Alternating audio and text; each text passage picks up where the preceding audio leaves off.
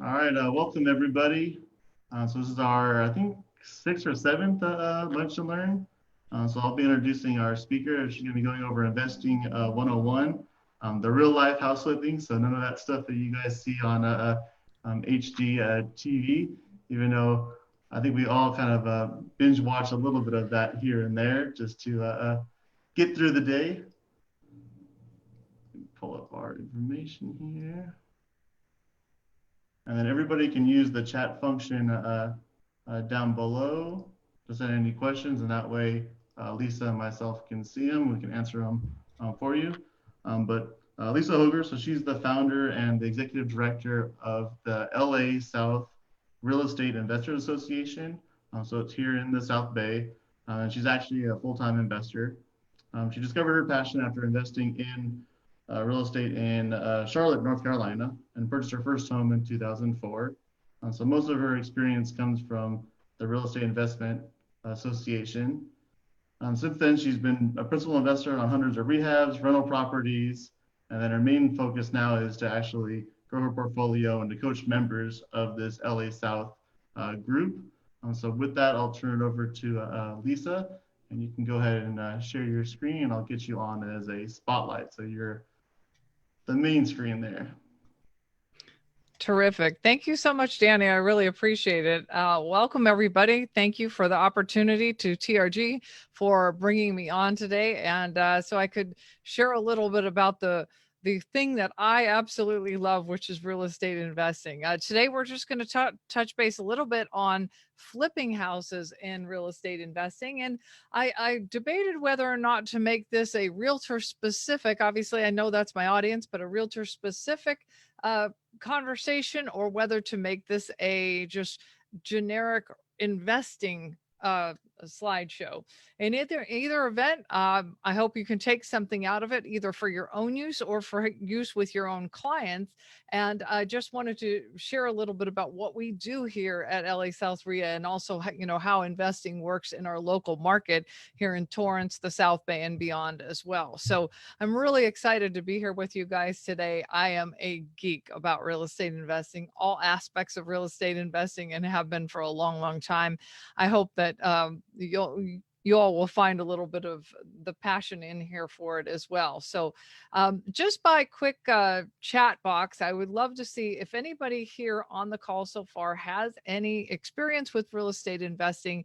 And if you are doing any kind of real estate investing, what are you doing? Or do you own rental properties or whatnot? Just go ahead and throw that in the chat if we have any investors out here.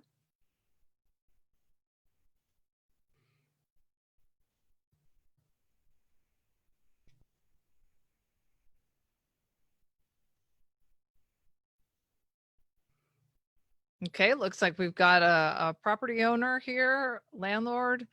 Um, Not seeing too many up yet, but I know there's not a lot of people quite joining us just yet. That's okay. As if you have any questions, please let me know. I did make today's presentation more on the basic side for people who haven't done this before. And like I said, I hope you get something out of it. There are all the slides are available for you. So I do hope you take the time to download those slides and maybe print them out for yourself, because I guarantee you they're going to come in handy during your career here. But let's go ahead and jump right into it. Like I said, today's topic specifically is investing 101, and we were talking about house flipping. And like Danny mentioned so nicely at the beginning, this is not what you see on TV. So HGTV has built an entire network just based on this stuff, but the real life business of it is quite something different. So I did want to get into that and share with you. As Danny said too, with respect to LA South REIA, we call it REIA, REIA, means Real Estate Investors Association. We are right down the street from you guys on Hawthorne. We are a Real Estate Investors Association here to help train and be a resource for real estate investors. Many of our members, I would say at least a third of our members, also have their realtor license, because they are realtors who are looking to learn more about the sport of investing. You don't have to be a realtor, obviously, to be a real estate investor, but there are a lot of people who who find an overlap with the two. So we're here just to teach people the tips and tricks of real estate investing and what the resources actually are for this sport of investing. So we usually meet when it's not coronavirus. We usually meet at the Doubletree Hotel right across from Del Amo Mall. We have multiple meetings each month, and depending on the topics of your interest, people come to the meetings that interest them based on what they're interested in doing. Our members are all types of investors. We have landlords, we have mortgage buyers, note buyers, we have flippers, we have wholesalers, and they are busy professionals. They are full-time realtors. They are, you name it. There is no one size fits all on who real estate investors are or what they look like.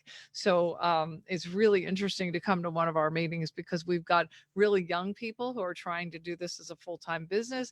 We've got older people who are busy professionals trying to build some retirement and everything in between. So we encourage you to come on out to one of our meetings sometime and check us out just to see what we offer and see if we can be a resource for you as well. Why membership in a real estate investors association would matter to you is because when you learn more about the sport of real estate investing, you can obviously work with more investors. And you might be thinking, but I don't want to work with investors, but there are reasons you might want to. It obviously allows you to invest for your own account. Real estate investing has been a beautifully lucrative career for me and for many investors who do it right. Because I run the Real Estate Investors Association, I also get to see the people who don't do real estate investing right. And I will tell you that probably 90% of people who get into the sport of real estate investing have no idea what to do and wind up losing a lot of money. So the people who do it and do it well make a killing. The people who don't know how to do it or get in on the wrong foot, not so much. So it is not as simple as it looks. It's not as simple as they make it seem on TV, but the learning curve, although the learning curve is fast at the beginning, once you're good at this business, you can print money with this business if you know what you're doing. And so I encourage people to get in and learn from a really credible source and then just jump in from there, because it makes all the difference in the world to your own financial success over time. But it's a beautiful thing because not only can you invest for yourself, but you also have the ability, the better you get at real estate investing, to spot deals that other people don't see. You might see a property that's been languishing on the market and it's just sitting there because people are only looking at it through one set of eyes.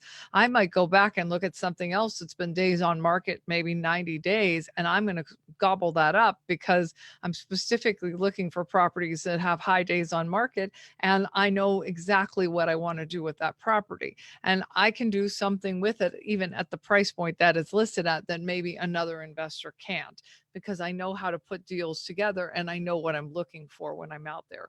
So many of you probably have gotten started as a realtor in the last, let's say, before or since 2011, anytime in the past few years, probably. And it's probably been a very one trick pony kind of a market for you. It's always multiple offers, the highest one's getting it. There's not a lot of inventory and things like that.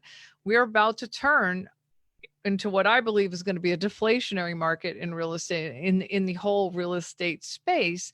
And what that means is, from an investor's perspective and from a buyer's perspective, we're looking at a time where hyper supply is going to happen. We will have inventory on the market, and we will also have an inventory buildup because it will probably be harder to get a loan. And so the people who will be your buyers in a down market are going to be people with cash and investors. So this is a really important reason that you want to learn some of these topics right now, because the more you can put this stuff together and you can work with the investment community, the better off you're going to be, especially during a downturn. All right. As Danny mentioned too, I've been investing for quite a while. I'm originally from Orange County, and I moved out of state for quite a while, maybe about 15 years. I found this thing called real estate investing when I lived in the Southeast. And about 8 years ago, I returned to California. Now I'm here in the South Bay area. So I've been an investor and a flipper in a couple of different states. I did started about 18 years ago. I do all types of real estate investing, and I teach classes through my real estate investing association for people who are landlords and note buyers and. If it's a real estate investing strategy, I've probably either done it or teach the classes related to that. So I'm here as a resource for you guys, and my contact information will be at the end of this presentation. So I do hope that you keep it. And if you ever have a question about investing or something someone's telling you and you have a question about whether that is real or not, just give me a call. I'm happy to help. I love what I do. I do mentor and train investors also because I want them to um, I'm very clear with people. I've made the missteps I talked about on the last slide. I've been the one that's lost money in real estate over time. So I know what to avoid now. I know what works, I know what doesn't, and I'm here to mentor people so they don't fall in some of the same potholes that I did as well. I'm always looking for joint venture partners. So what we find a lot of times is people are really interested in being part of the real estate investing space, and they want the upside or the appreciation that owning property and real estate can provide, yet they don't have the time to learn how the business works, or they don't have the interest in learning how the business works. I love both. And so, in order for me to grow my portfolio, I'm constantly looking for joint venture partners who will allow me to go find the property, put the investment together, put the deal together, and they will bring some money to the deal and we can all partner together. So just keep that in mind when you ever hear of anybody who says, hey, I'm interested in investing, but I just don't know where to start. I'd much rather you get in and learn and partner with someone at the beginning so you can learn how the business works, determine if your interest is as a passive investor or as an active investor, and then you can go from there. But it's sometimes better to come in and learn the ropes first than just to jump in. My greatest wish, though, sitting where I sit and teaching real estate investors all day long, is that more realtors understood investing. We could do so much more business together if realtors understood how our business works. And unfortunately, you're going to see in my example that most people we work with don't understand our business at all. And so it's a shame because there's so many opportunities that are being missed out on. We want you and we need you on our power teams desperately. Yet we also need you to understand what we do too. So if we work together, we can do incredible things. So let's get into it. We'll learn a little bit about flipping 101 and see how this can help grow your business too. So many of you obviously have seen these beautiful pictures of before and after and what it all looks like, and you know how things how these houses go from being a dog to being a really beautiful house over time. You'll see a kitchen transform just like this from old and outdated to something that is really beautiful and modern. And I'm sure you've all shown houses, sold houses, bought houses that were updated and renovated as well. One thing we know for sure is houses are always aging. And so we've got to come in from time to time and update that stock of house. It's a fun business to do. I really enjoy creating in this business. And that's why I love taking really an ugly dog and making it something quite beautiful. So today we're going to talk about how to find these types of houses, what you would be looking for. We're going to talk about what type of homes make really good opportunities for flipping as well. We're going to talk about a little bit about what it takes and the numbers of flipping. That's what we're going to start out with, because I think the numbers of flipping are the one thing, if I could leave you with, it would be the most important or valuable thing you could walk away with respect to your own businesses. The key to everything we do in flipping is that flippers make their money on the buy. There's nothing else we do. We make our money up front on the buy. If we're hoping to make it downstream at any other time than when we purchase, we will be in a lot of trouble. And this is a really, as you'll see as we go on, this is a high stakes business. So we're either going to win big or we're going to lose big. It's one of the two, and it's never somewhere in the middle. It's one or the other. But because it's such a high stakes business, it's one of those things where we've got to make sure we protect our profit on the upside. So let's jump right into the numbers here. Like I said, these slides are going to be available for you because you might want to refer to some of them a little bit later on if you ever have a deal that comes up like this. I would also ask you or invite you to either unmute or go ahead and type questions anytime along the presentation if you have questions, because I'd love to answer them for you on this topic or any other investing topic. So this slide we're going to go over right now, it says, I don't want to be Tarek and Christina. How many of you guys know the Flip or Flop show with Tarek and Christina on TV? Have you guys seen that one? Right? We've all seen it. Well, it was some variation of Tarek and Christina. There's so many of these shows, it's not even funny. And because I run the Real Estate Investors Association, I get calls probably about once a month from some producer who's looking for people to be on these shows too. So there's plenty more of them in the works. There's no shortage of these shows. But after they show you the whole drama of these shows are kind of like a formula, like they're very formulaic. They show you an ugly thing, then they buy the house, then the couple fights, then they get it, then they finish rehabbing the house and they put it on the market. And conveniently, they always cut off the show right at the time that they're listing the property, which I always find very fascinating, because if they continued on and actually followed the story, these wouldn't be as nearly as compelling of shows that are on there, because a lot of times they lose big, right? But here's how it actually works. At the end of the show, they always wrap up these shows on TV and they say, they purchased the price for this amount. They sold the house, or they purchased the price for this amount. They rehabbed, they put this much into their rehab, and they're going to sell it for this much, and they're going to have this potential profit number of X. So here's an example of that. They'll say, Tarek and Christina purchased this beautiful home in Palos Verde for $750,000. They put $75,000 into it. They're going to sell it for $900,000 and they're going to make $75,000 off it. So my question to you is, who would do this deal? Raise your hand if you would do this deal. $75,000 profit, guys. I don't know how much you make, but that's not a bad payday, right? You can sign me up for that. Right? But all right. Seems okay, right? Now, if you're watching the TV shows, that sounds pretty good, doesn't it? Let me show you how it really works. And then I'll ask you that same question. You might have a different opinion of that, right? All right. This is the real flipping business. And this is what we would love, investors would love for realtors to understand about what we do. So we have a final purchase price. That's the same. All this stuff in black is what we showed on the last slide, right? Tarek and Christina paid some amount.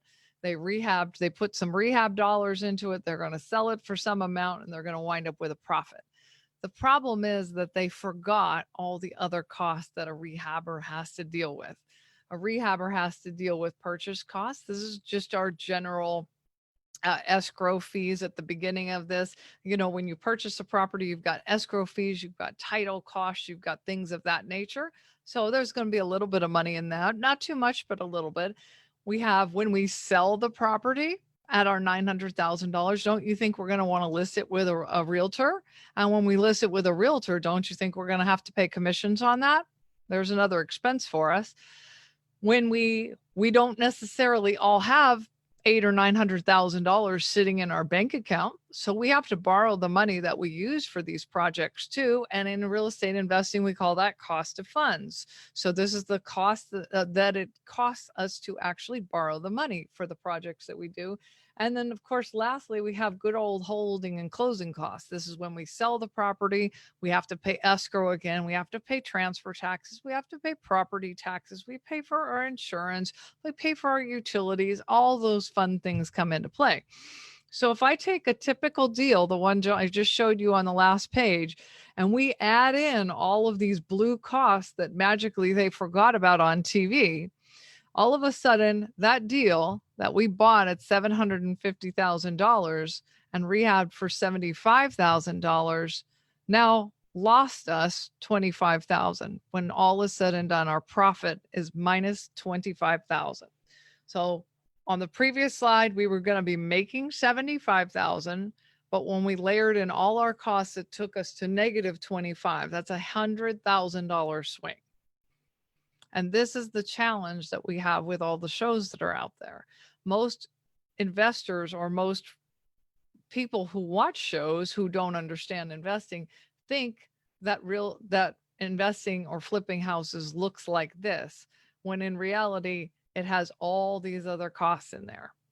So in order for this deal to make sense for me as a rehabber, I have to say, what could I pay for this property such that after I deduct all my costs from it, I'm still going to make a halfway decent profit? And this is what that might turn out to be. If I want a profit of $75,000, like I showed on that previous slide, I would have to pay approximately $650,000 for this deal. That's a huge difference, right? So all of these costs are exactly the same all the way across. The only thing, the difference that made this work is that I had to pay a lower purchase price. So if you could get this house for $650,000 and you're okay with a $75,000 profit on it, would you do this deal? Danny said he's the only one that wants a $75,000 profit. So Danny, this one's for you. If you can get it at 650, More than my you want it. commission gives me. What's that? It's more than the commission, so I'm in for it. There you go, right? And I do this deal all day long, by the way. This is a good deal. If I could get it at 650 and I'm going to lock in my profit of 75,000, I can do this deal. If you're offering me this house at 750, I cannot do this deal because I will lose my shirt on this deal, right? So I'm going to share with you an investor, I'll call it complaint/feedback for realtors, is that y'all will bring a property to us and say, I have a great property. We just dropped the price. This property will probably be worth $900,000 when it's all fixed up. And the seller is willing to sell it for $799. And I look at you and I say, I cannot buy that deal. I'm going to lose $100,000 if I try to do that deal. That doesn't work for me. So understanding what it takes for us to actually do these flip properties really will differentiate how you get them. So I know what you're asking. You're saying, well, how do we get these properties for 650,000? Sure. If you could get them for 650, it would be super easy and obvious, right? So the key is that you have to understand what we're actually looking for when we're going out to find these properties. Now, remember, this difference between this property might be in terrible, terrible, terrible condition, and the property might be barely as is value worth 700 as it sits because it's in such bad shape. The termites have eaten the entire house. The house hasn't been updated in a million years. It could be really, really, really bad shape. What we're going to be looking at is what is this final sales price. This is not the price that's going to be listed for because that house is in bad shape. You might take this listing and you might put that listing out there for 800,000, but it doesn't even get close to what it actually is. I see a couple of questions in the chat box and I'm going to answer some of those as we go along. So let's just keep moving on. I want to share with you, this is the exact same slide as the previous. I just want to share with you what goes into these different expenses that we have. Y'all are familiar with so many of these, so we're just going to breeze through this, but this is how an investor looks at any deal that we look at. It is purely a numbers game for us. There's nothing else about it. So what we look at, our very first number that we look at is something called the after repair value. We go out and we look for sold comps of rehab properties. So we comp the same way you guys do. We're looking for sold comps of recently rehabbed properties. Once we have comps that match sold comps of recently rehabbed property, boom, that's our first number in our calculation is after repair. We can obviously calculate purchase costs because those are fairly fixed costs. We know how to calculate or estimate those. Our rehab cost is going to be the cost of our materials, our labor, our permit, engineering, whatever we're going to need on that project. And obviously some projects are a lot easier to do and require a lot less money than other projects. Other projects require tons of money in that particular rehab category. And we've got to put a lot more in there to cushion that for all of that work that has to be done. Obviously, sales commission, we know that as the seller to the end buyer, now we've made our house very pretty. We're going to sell it at the end of this project, and we want to make sure we can hire a realtor to list it for us. And we're going to compensate, obviously, the other realtor as well. So we want to pay you guys for that service. The cost of funds, this is the cost of borrowing the money. For rehabbers, we do not put most of our own money into these projects. We borrow money specifically to do these projects. Because of the work we do and because of the risk we take on as rehabbers, we can borrow money from specialty lenders who will lend to us for this purpose, but they charge us an arm and three legs. There's a reason they call it hard money. And we'll talk about it on another slide. But hard money is available to all flippers who are interested in buying houses just for the purpose of getting in and getting out. And we have to pay quite a substantial amount for that. So if you're a rehabber and you bring your own cash to the table, you can do that. And then you don't have to pay cost of funds. But if you bring your own cash to the table, then you can only buy one at a time. And that's a problem for most people. So they need to have a place to go to borrow money in order to do more of these projects. So cost of funds is a very significant number in our business. I would say anywhere in the South Bay, your cost of funds on your project's probably going to run you somewhere between $25,000 and $45,000 on a particular project. That is a lot of money to pay to a lender to hold a loan for 6 months, but it makes it worthwhile in our business. So cost of funds is a substantial line item that we use. Holding and closing costs, like I said, these are the things that are just title, insurance, transfer, all those transfer tax, things like that. Seller concessions, maybe we do staging. I lump those things all together. But at the end of the transaction, obviously out of escrow, we have to pay for those things too. And then we have the profit in there. Each rehabber will have their own threshold for profit. Mine, conservatively, because I've been in this business a long time and I know you either win big or lose big, I want $1 for every dollar of rehab. What that does is it says for my rehab where I only have to paint and carpet, I don't need a very big profit on that because I'm not taking very much risk on, because the cost of my rehab is very small.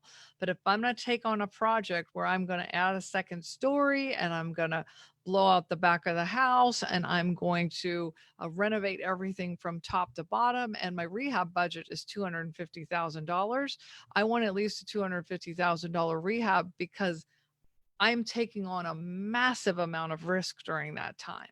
And the project has to be worthwhile to me, mainly not just because I want that $250,000 profit in my pocket at the end of the project. It's to mitigate for any risk that's going to come up during that entire year. The project could run over cost. When I go to sell it, the market could have shifted. When I go to sell it, maybe someone won't pay me what I estimated the after repair to be. They're going to pay me less than that. So at the end of the day, I budget in that I want $250,000 in this case for this humongous renovation. And I hope that if I didn't mess up my numbers too much, I might walk away with maybe $175,000 of profit at the end of it. But I'm putting that in there and I'm baking it in so that I have, for a year worth of my time, I made $175,000 on this project, even though I held all the risk. So in general, I like about $1 for $1. As the houses get more expensive or the rehabs get more expensive, sometimes I'll knock that down to about 75 cents of profit for every dollar invested in the project. It still works out over time, but for most single family houses, $1 for $1 is a fairly reasonable profit for a rehabber given the risk that they're taking on. When we subtract all of those expenses, we wind up what we call in our business the MAO, our maximum allowable offer. So when we make an offer to you on a property that you have, we're giving you our MAO, the maximum allowable offer we can make in order to sell at a certain price, pay for all our costs, and walk away with some little bit of profit at the end. So if you ever hear a rehabber talk about their ARV, That means their after repair value, their comp on a rehab property. And if you hear them talk about their MAO, that's their maximum allowable offer that they can offer as well. So that's just the numbers of the business. So I did a shortcut calculation for you. Most people are not going to remember all this business. And if this is just a shortcut, if you walk away with one thing, here's the one thing you could walk away with: a very shortcut back of the envelope calculation to get to the exact same thing is this. Figure out what that house will sell for the after repair after it is repaired. Figure out the comp on that property after it is repaired, times by 80% and subtract the cost of the rehab. And with that, you'll get the purchase price. So if you have a listing, or if you know of a property maybe off market where you think it might be good for a rehabber, throw it into this basic formula and you'll know if a rehabber is going to be interested in it, or at what price a rehabber would be interested in it. So here's an example. Let's just to say we took the same one from the previous slide: $900,000 times 80 cents on the dollar minus 75,000, which is what we said we'd invest to it. And you would have calculated 645,000 would be the purchase price on that property that a rehabber would be interested in buying it for. So that you wouldn't have to know all those other calculations and all that business. If you just remember this one shortcut calculation in our market, you're fine. Okay. Now you will hear people talk about this calculation: ARV times 80% minus cost of rehab.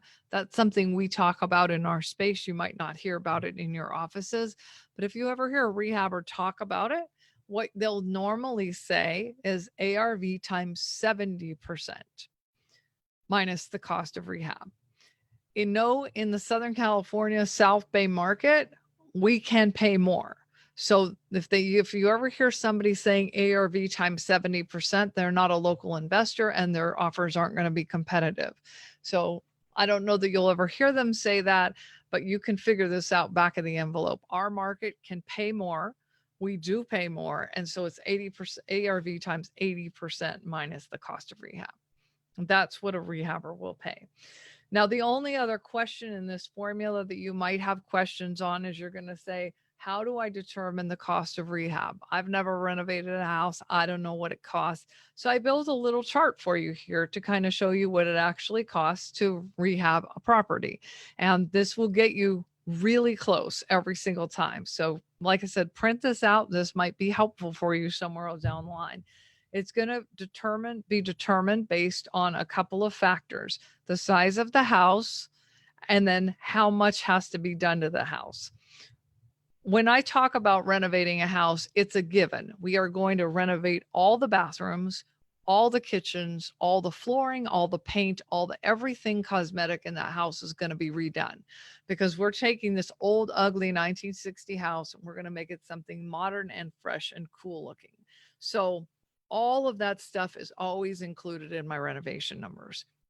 However, the gotcha on renovating is how many of what I call the big five are also going to be included in that number.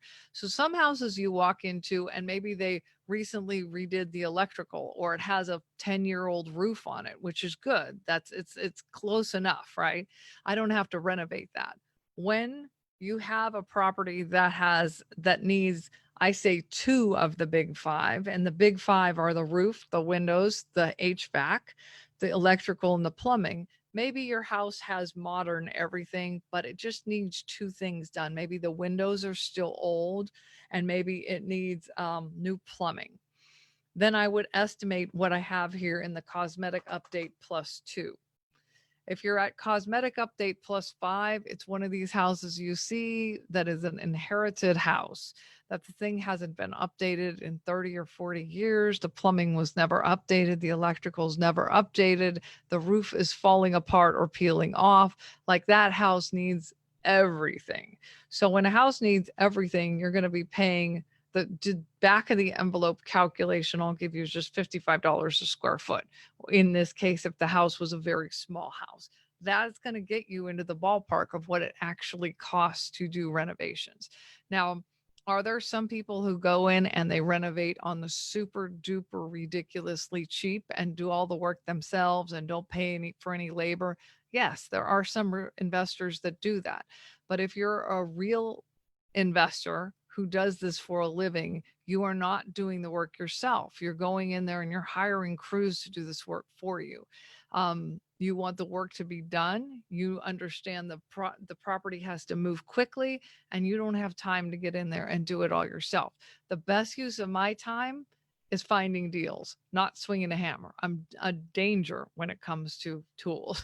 So I don't do any of the work myself because it's just not my highest value, and it doesn't make sense for me to do that. So I know that I've got to put numbers in here that can pay my crew, even though my crew does not make what a retail contractor makes at all. I'm still well below what a retail contractor will charge. I'm going to still have these types of prices. So it's just important to keep that in mind, that rehabbers who are professional investors do not pay what a homeowner will pay. I can renovate a kitchen for $10,000. You as a homeowner will be lucky to get out under 30 all day long. I can replace a roof for some amount. You guys will pay twice as much as me. And just to give you an example of how wide the variety is with respect to projects, one time I had a contractor come out. Actually, I was teaching a student, and the student he wanted 10 different contractors to come in, make a bid on the job. The house needed pretty much everything. I had estimated back of the envelope that we should have been able to get it done for $50,000. My student called these 10 contractors, walked them through, had a scope of work, showed them what they needed to be done. He gave the same spiel to all 10 of them. They came back with their bids, and their bids were between 75,000 and 220 for the same exact work. So depending on who you were going with, the cost of retail contractor work is ridiculously more than what we pay as investors. And that's how we can get this done. Finding contractors and finding your team is a whole different conversation to have, but just know that the retail homeowner pays far more for services than we pay in our business. And even with that, these are numbers that you could use. So this is just a shortcut calculation for you guys to see, like I said, how this would actually look in real life. If I had this quick example here where I had 1,120 square foot house that was old and outdated from probate, and it had tons of deferred maintenance, meaning it needed everything. And the after repair value is $650,000. All I do is put 650 times 80% minus $55, right, per square foot is the cost of my renovation, times the number of square feet, 1120, and that would give me my purchase price. So it's a very simple calculation you could use to know if a rehabber might be interested in that. I was Let's going to see. say on your cost for rehab, it's pretty accurate, seeing as when we bought our house 2 years ago, it cost us about 28,000 just to do new plumbing, and that's just the main lines, nothing inside the house. All brand new electrical and the HVAC, so the heating and air conditioning. So that was 28,000 right there. Right there, right? And so it's not, these are really good back of the envelopes. You'd pay a lot of money to get this little chart I just gave you right there, but I've done this so long, I'm giving that to you guys. So keep that information for yourself. Somebody wrote in the chat box, 75,000 seems small for the whole house. You did kitchen, bathrooms, painting inside and out. And I think you're saying cost you said 900,000, but I think you probably meant $90,000 in that.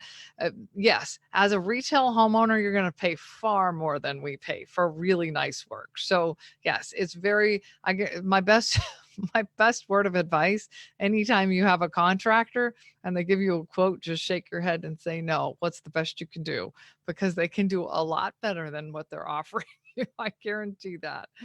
All right. So the question you guys have, we're going to totally be out of time here. So I'm trying to hurry this along is you're saying, how do I find these super cheap houses, right? How do rehabbers find these cheap houses? Well, it's true. There's a challenge to get them sometimes, especially in a hot market like we've been in where people were willing to pay quite a bit for houses.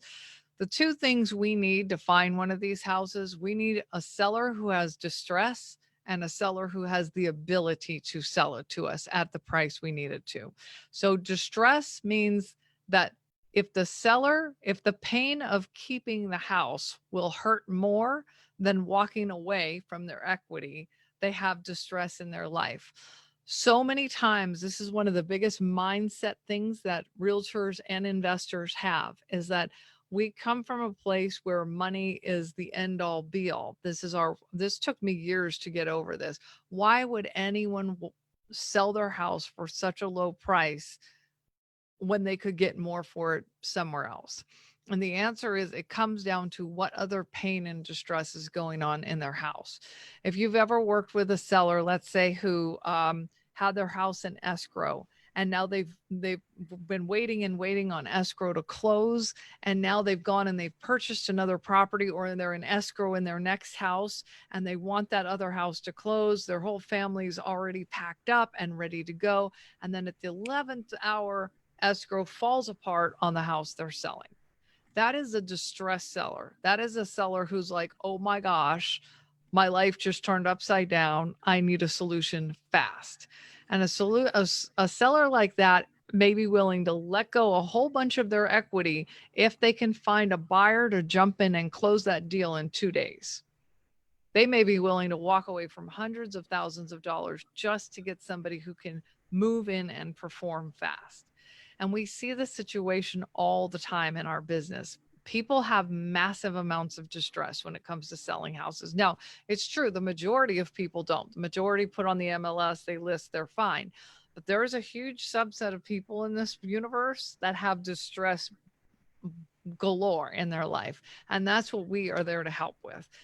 You also have to have an ability, meaning I can't buy if you owe $900,000 on a house and I need to buy it for 650. I'm not going to be able to buy that house, right? You don't have the ability to sell it to me at that much because you owe a mortgage on it. That's at 900,000.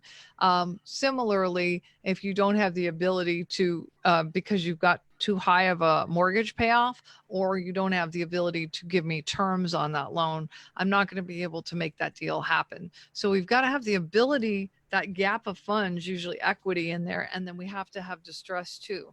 But when we have distress and we have equity, we can buy these houses, and we do. Distress comes in two forms. The distress can either be the seller and the seller situation, or the distress can be the actual property itself. What does a distressed property look like?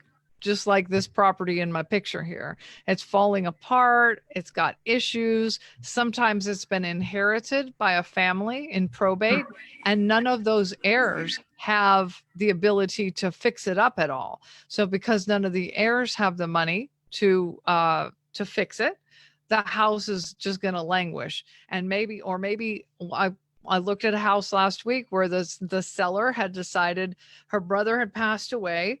She inherited the house. She ripped everything out of the house, and now the house is just sheetrock. Nothing's left in the house. And she realizes, I'm in over my head. I don't know how to do this. And so because of that, that house is now a distressed property because the bank will not fund that deal for anyone other than an investor. It's an uninhabitable house with no kitchen and no bathroom, and therefore the only one who can buy that house is an investor. So there's a lot of times the house itself, the property, the state of the property is what's driving the distress for the seller. Obviously, the distressed seller looks very different. This is somebody who's got financial problems. Like I said before, maybe they have a critical time urgency. They have to relocate fast. They have a pending foreclosure, something like that. But the majority of ones that I happen to buy are ones that fall into the personal situation.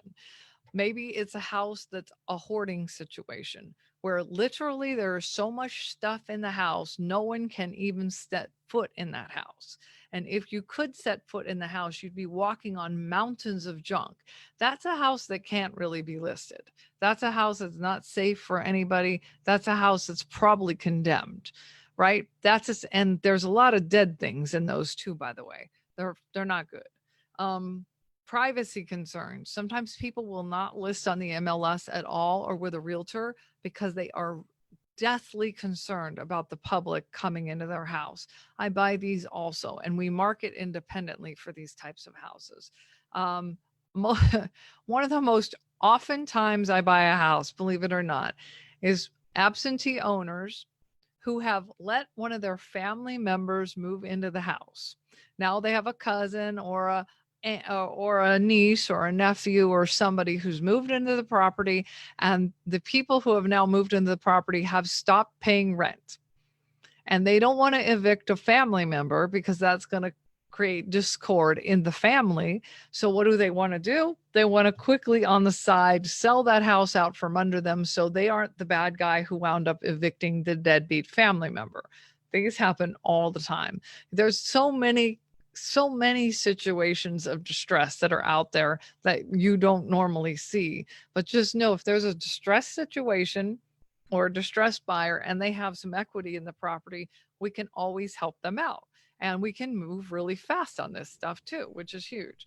So I had a here's question just, about the tenant one. So how do you factor in like the obviously loss because you can't rehab it while the tenant's there? yeah, Do you just kind of add that on as a buffer then for?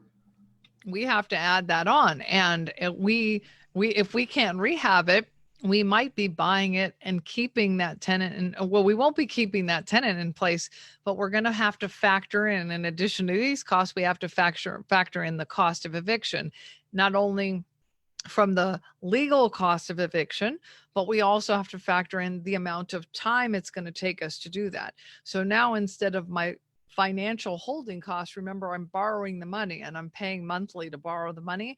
I have to borrow that money probably for another 3 or 4 months because I can't even start my project until that tenant's out.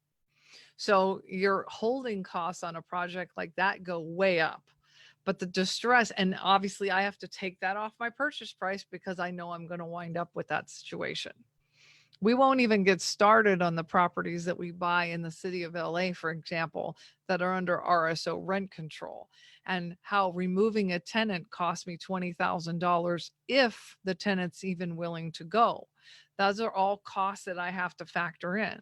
So people will think, oh, I'm going to sell my duplex and I'm going to get exactly what the guy next door got. Well, the guy next door was renting his duplex at market rents. You're renting your duplex at 1990s prices, and in order for me to get your tenants out, I have to pay a ton of money to move those people. And so I can't pay you nearly what I could pay the guy next door who's got the identical unit and who's renting it properly. I'm going to have to pay you significantly less because I have to pay based on what the income is producing. So it's not all things are equal, and it's important to be able to recognize what you're actually looking at and what it's doing. We could have a whole conversation just about how to evaluate income producing properties because they're wildly different than single family. Um, but as a realtor, what are some of the things you or circumstances or situations you can look for, right? You can look for what we really want as rehabbers is we're looking for properties where a cash purchase is necessary. That house is in such bad shape or it's missing an element that would deem it worthy to have any kind of conventional financing on it. It's missing a bathroom, it's missing a kitchen, it's in such dilapidated condition, it's a safety problem. Those are perfect investor houses because we can buy those. We do not, our lenders do not have the same criteria as a regular retail lender. So we're used to buying houses with no kitchen, no walls, no sheetrock, no flooring. We'll buy those things all day. The one I bought in Long Beach 2 months ago had no roof. We'll buy stuff like that and we can get financed for it, whereas obviously a retail buyer cannot. So anytime a cash purchase must happen, that's a rehabber house. We talked about time distress because of failed escrows, financial distress. People have different types of distress. I bought a house from a lady last year whose business was about to fail. And she gave us that house. She said, all I need to keep my business going is 300,000. If you can give me 300,000 in 3 days, I will sell you this house for 300,000. The house was worth 550. I'll sell you the house for 300,000 because I want to move on and save my business, but my business goes under on Monday. So if you can close by Friday, you can have the house. So she had a different type of financial distress, but medical issues, pre-foreclosure, family distress. There's so many different types of distresses people experience, and we are there to help them in those cases. So these are some things you definitely need to think about, is that if the only motivation a seller has is getting the highest price, a rehabber will never be their buyer, because they can put it on the MLS and they can get a much higher price for it than we can pay all day long. We're there only to help people who have some distress other than the need to get the highest purchase price possible. They have to have the ability, they've got to have some equity in there, and they've got to have distress other than just wanting the highest purchase price. Remember too that not all cash buyers, and rehabbers are considered cash buyers, not all cash buyers are equal. So if you have a rehabber who is also a realtor, for example, your costs don't cost as much as mine. I'm not a realtor. So it costs me more to do my deal than it costs you, because you don't have to pay commissions on one side, right? Let's pretend you had your own cash in your pocket and you didn't have to borrow cash. You could offer $30,000 more on that property and still make the same profit. So not all cash buyers are the exact same, and some have much smaller margins. Some are willing to work for 25 cents on the dollar. Those guys don't stay in business very long, but they will do it. Whereas I want $1 for every dollar of rehab. So we are all, even though we're all rehabbers and we all use the exact same formula, everybody's inputs into their own personal formula are a little bit different. So just keep that in mind. And as we go into a down market, there's going to be more opportunity for creative deal structure, because all cash is going to be the lowest offer. And there will be a lot of people who can't sell their house for all cash because their mortgage is too high. Their payoff of their mortgage is too high. In a case like that, we can be creative. Investors have tons of acquisition strategies we can use to help a seller who has little to no equity in their property. So equity is not the only thing we're looking for. We can be very creative, but you've got to work with an experienced investor who knows what they're doing. If that seller is totally in distress and they have no equity, call me. I'll tell you how to put the deal together. It can absolutely be done, but you have to understand what the constraints are for their situation. I'm going to blow through these really quick too. I already discussed hard money. So why can rehabbers do this? Our secret weapon is that we have something known as hard money, whereas conventional buyers have to go out and get regular funding, FHA, maybe a VA loan, whatnot. We don't do that when we buy these properties to renovate. We use what's called an asset-based lender, and they are specific to the investing community. We can go get unlimited money from our asset-based lenders who don't lend to us. They lend because of the house. So they're not looking at my credit. They're not looking at my ability to repay. They don't care if I have an ability to repay. All they care about, which is entirely different from what happens when you go to get a loan for a retail buyer. They could care less about my ability to repay the loan. They look at the house and they say, if Lisa doesn't repay the loan and we take back that house, are we going to still be whole and make a profit? And if they can take back that house and be whole and make a profit, they will lend to you on that deal all day long. So asset or hard money lenders in our space are around everywhere. I use these guys for every project that I use. I pay them handsomely for their money, but it doesn't matter because I could still make 150,000 on a flip property that I'm doing, and I need their money in order for that to happen. So it's important to kind of keep that in mind. I will say that when we borrow money from a hard money lender, they don't give us 100% of everything we need to buy it and fix it. We still usually have to bring about 25% of the money to the table, and we can borrow it from a secondary source or we can bring our own cash, either way. So there's always a gap in there that we're required to pay. And when you work with rehabbers or when you work with investors, you have to make sure they have the ability to get funded for the deal, and they have the ability to find their gap financing that they're going to need as well.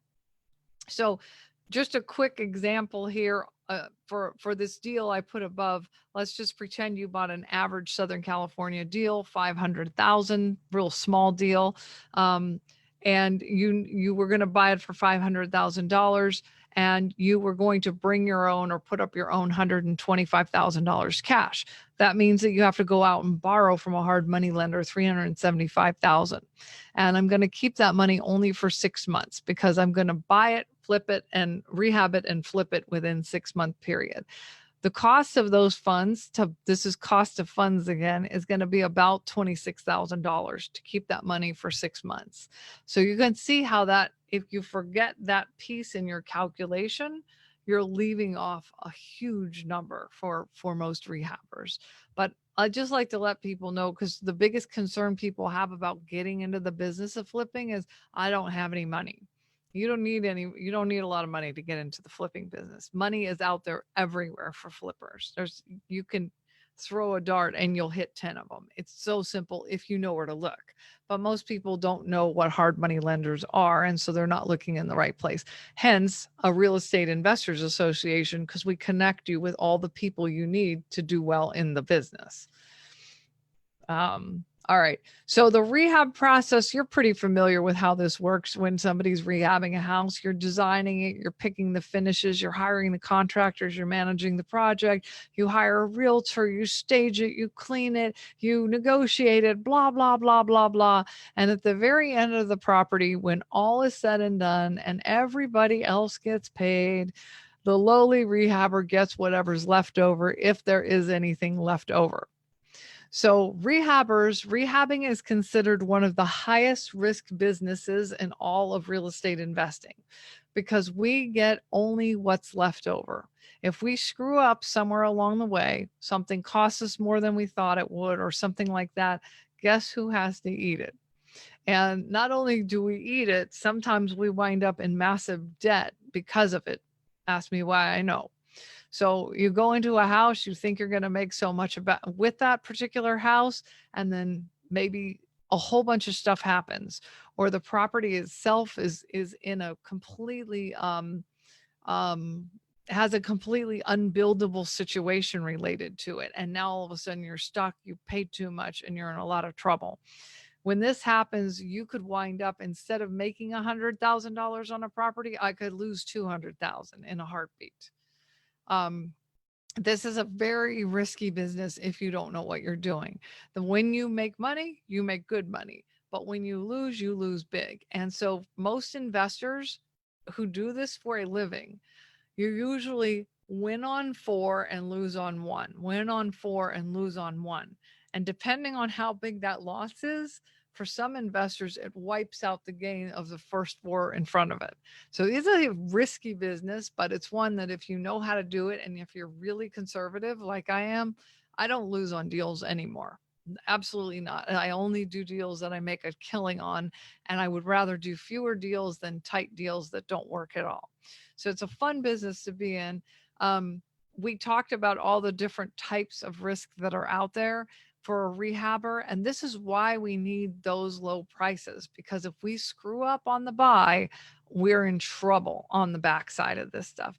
What if we estimate that the property is worth too much? We think that it's going to sell for 900,000, but it only sells for 875. we lost out 25,000. What if we have a market timing risk in there? So we buy the house based on today's prices, and by the time I finish my project, it's 6 months from now and the market's gone down. I can't pass that price along to the buyer. I got to charge them what the market is willing to bear. So I'm taking on the risk for that. Contractor risks are huge, right? Contractors are always over budget, always over time, and some of them will walk away with your stuff. So no matter what I put in my contractor budget, I always know I'm taking a risk on that piece of it too. Then I've got project time delays. Right now in coronavirus, it's taking forever to get inspections done. So what I thought my Long Beach property would take 2 months to finish, it's taking 4 months to finish. So I'm the one who's having to pay for all that additional time on that. You constantly have vandalism of your projects. Had it on this past project. You run out of money, you've got a cash flow risk. Then you might have a bad appraisal. My property that I worked on in Tarzana last year, that house was a gorgeous house, totally renovated. And for some unknown reason, they brought in an appraiser that's used to appraising new homes. This appraiser should have not have ever been in our market, but they appraised the house $70,000 less than everything else on the market. It was the worst appraisal I had ever seen in my life. And so now I might have to eat that out of my profit if my buyer can't come up with additional cash. So all that said is we take on huge, huge, huge risks. And if there's anything left at the very end, we get it.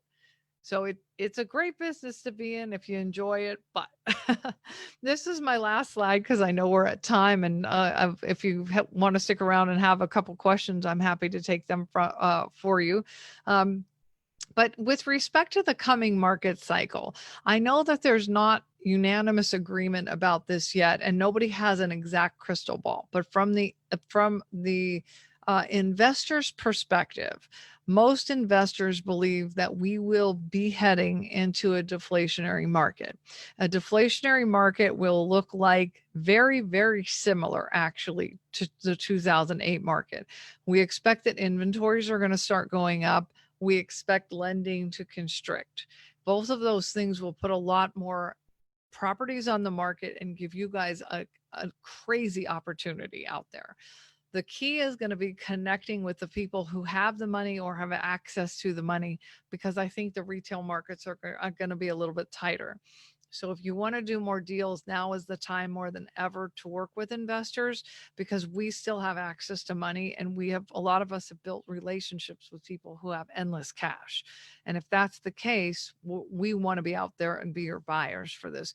Your regular retail buyers aren't going to be it for you. It's going to be investors who will be buying on the downturn. Now, we might not get hit as bad here in the South Bay, but in general, we do foresee that there's going to be a lot more opportunity even on the MLS. And we're going to want to reach out to realtors who understand our business and who want to work with us as well. So it's good to connect with reliable investors. The key or suggestion to you is that just like there are new realtors, there are new investors who don't know what they're doing either. Your goal is try to qualify the investors that you work with. And you can qualify them by asking, hey, how many houses have you flipped in the last couple of years? Or what is your source of funds? Or, will you be buying when the market really starts to tank? The people who are buying when the market really starts to tank, like me, we're experienced investors. We've been through a market cycle before. We're the ones rushing into the burning building while everyone else is rushing out. And you're going to want to try to make sure that your client base are those investors who are dying to buy when the prices are really good and they work well for us. So we're here to help you with that. I'm sure there will be plenty of buyers that are out there, but qualify your clients. Make sure they are legit clients and they're not going to get cold feet just when the market starts to tank. Because we are taking on more risk, specifically market risk. If we buy a house today and it takes me 6 months to renovate and flip that house, I'm going to be putting it on the market in December. I think that our economic situation in California specifically is going to get very, very ugly in first quarter of next year. If it gets really ugly in first quarter of next year, what's going to happen to the inventory? It will go up. So the prices will come down. So I have to buy today as though I'm selling in 6 months when I think prices are going to be lower. And so I need a bigger discount off of yesterday's prices to make sure that when I sell it, I'm still okay in 6 months from now.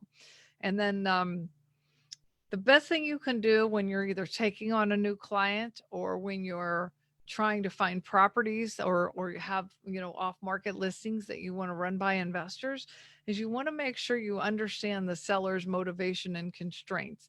This is one of the things that few realtors do, and this would help us as investors so often, because realtors will come to us and say they want 550 for that house. They can't take a penny below 550. And the truth is that if I really understood what they needed, which is they need to get their price of 550, but they have the ability, let's say, to hold the loan for me, or I could take over their payments or something like that, I could probably pay them 600 for that house and it still works for me. But when you tell me they can only take 550 cash, nothing else, then I have nothing else to work with. So really understanding what their constraints are, or letting me talk directly to them so I can understand if they have constraints. So many times we have lost deals that would have worked brilliantly for the seller and for the investor, but we had a realtor in the middle just saying no, no, no, this, they only want this, they want this, and that's not what their motivation was, or that's not what they really needed. So we're used to understanding, asking the right questions to pull that information out of them so we can figure out what tools do we have to work with to make this a great deal for them and a great deal for us. And sometimes as realtors, if you can just back out for a minute and let us talk, we'll figure out what we need. We'll put the deal together for you and hand it to you and say, here, do it this way, because this is the only way they're going to be able to get the overprice they need to make this thing happen. So just a thought with you. And, if you ever want to learn more about the world of investing and so many of the things that are out there, the more you can learn about investing, the better you'll be in your space all day long. We love to help investors. I buy distressed properties all day long. I buy many a year. I love what I do. I'm very good at what I do, and would love to have access to more deals. So if you guys have deals and you'd like to share them with me, I actually included my mobile phone number for you. If you'd like to come to any of our meetings, just reach out and I'll comp you in. There's my information. Say, hey, I'd like to come for free to see what you guys do. Happy to help with that too. If you decide you want to be a member, our membership is only a couple $100 a year. And there's $100 off if you decide you want to become a member with us. We have tons and tons of education specifically for investors, and it will be the best investment you can make in yourself and your own career as a realtor if you know more about investing. But just use me. I'm so happy to do this for Durf and Danny. If you guys have any questions that ever come up about strange things, investing questions, how to make a really creative deal work, it's taken me almost 20 years to learn the amount of stuff that I know and to be able to teach it to investors. So I guarantee you, if you're in your first 5 years of this, you haven't come close to seeing the creativity that real estate has to offer. So sometimes you should have a situation, you're like, there's got to be a way. I just don't know how to make that way happen. That's when you call me and I'll help you put that deal together and just show you how to do it. I'm happy to do that. I just want the sellers to win. I want the realtors to win. Everybody can be happy in the middle. And sometimes you just need a little bit of know-how. So that's what I have for you guys. I apologize for being a little bit over on time, but if you want to stick around and have questions, I'm happy to Anybody take have them. any questions? Feel free to unmute yourself. Or I can unmute you if you just wave your hand. I can see you on your video. I was like, a couple people thumbs up, good job. So I think that ends our lunch and learn. Her contact information is here. You guys also get a recording sent out through the email, so you guys can all review this or on our Facebook group. But thanks a lot, Lisa. It was great information. I think we're going to probably have you back for the advanced class. No problem. I actually, there was one quick question just want to make sure I answer that came up in the chat too about offshore dollars or offshore currency. There are many, many, many out of country investors who invest with real estate investors. I'll speak specifically about Chinese investors. Most Chinese investors are looking for yields in the 2 to 3%. And so we work with outside foreign money all the time in real estate. It's such an amazingly good asset for people to park their money in here. And we're always happy to help people with that because it's a no brainer, especially in an area like the South Bay where you can buy and hold and just watch that appreciation happen. So get in contact with me if you have any, client that might want to invest, or if, like I said, you have any questions about this sport at all. I love it. I'm a geek about it, and I'd be honored to come back, Danny. All right, and then we had one other question, like on the mentoring. So is that just like part of the membership cost? Mentoring is in addition to membership, and if you work Okay. if you work one-on-one with me, depending on what the package is, I start at 10,000 a year, and that is for somebody who wants to get in and build their business around investing. So I take you from not knowing anything about investing to getting your investing business up and going. We lay out a game plan for you, and it's very, very, very hands-on, actually. All right, and then if they're like a member, they can always pick another mentor or anybody else in the group also. Totally. And any of the events or teach classes that I teach, you can always ask questions directly. You don't have to be a mentor student. If you're working on deals as a member of LA South REIA, if you're ever working on a deal and you have a question about what to do, how to do anything, you just pick up the phone and you call me and I will help you. It's just a service that I offer as being a member. But I don't do it for non-members because I have a full-time business to run. Yeah, you'd have too many calls for sure. That's I think right. everybody should take advantage of the membership there, or at least hop into one of their meetings so you can get some more information. But thank you so much, Lisa. Thank you. Thank you. I really appreciate it. And please consider me a resource. All right, thanks, guys. Have a great day. All right. Thank you.